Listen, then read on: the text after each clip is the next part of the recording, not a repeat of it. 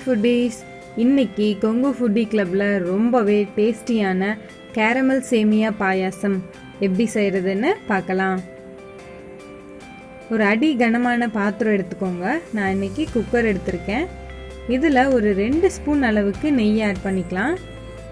நெய் மெல்ட் ஆகிடுச்சு. இந்த டைமில் நம்ம எடுத்து வச்சுருக்கிற 1/4 கப் அளவு சேமியாவை இதில் ஆட் பண்ணி நல்லா வறுத்துக்கலாம். ஸ்டவ்வை சிம்லேயே வச்சு வருங்க.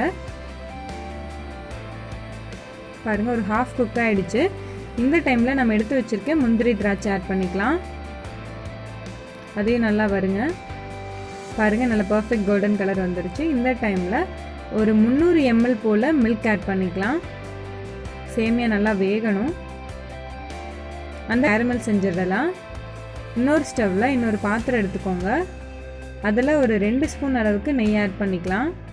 நெய் கூட நம்ம ஒரு 1/4 கப் அளவு சர்க்கரையை ஆட் பண்ணி நல்லா வறுத்துக்கலாம். தண்ணி எதுவும் ஆட் பண்ண வேண்டாம். கையெடுக்காமல் நல்லா கிளறிட்டே இருங்க.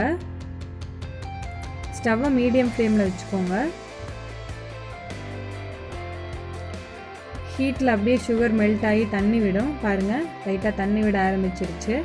நல்லா கோல்டன் கலர் வரணும். சர்க்கரை கறியிடவும் கூடாது.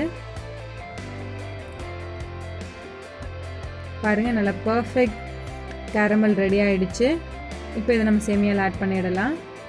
நீங்கள் சுகரை டைரெக்டாக ஆட் பண்ணுறதுக்கு பதிலாக இந்த மாதிரி கேரமெல்லாம் மாற்றி ஆட் பண்ணிங்கன்னா ஒரு பர்ஃபெக்ட் டேஸ்ட் கிடைக்கும். கண்டிப்பாக ட்ரை பண்ணி பாருங்கள். ஸ்வீட்னஸ்க்காக இன்னும் கூட ஒரு 1/4 கப் அளவு சுகர் ஆட் பண்ணிக்கிறேன். நல்லா மிக்ஸ் பண்ணி விடுங்க. ஒரு கொதி வரட்டும். பாருங்கள், ஒரு கொதி வந்துடுச்சு. சேமியாவும் நல்லா வெந்துடுச்சு. அவ்வளோதான், நம்மளோட ரொம்பவே டேஸ்டியான கேரமல் சேமியா பாயாசம் ரெடி.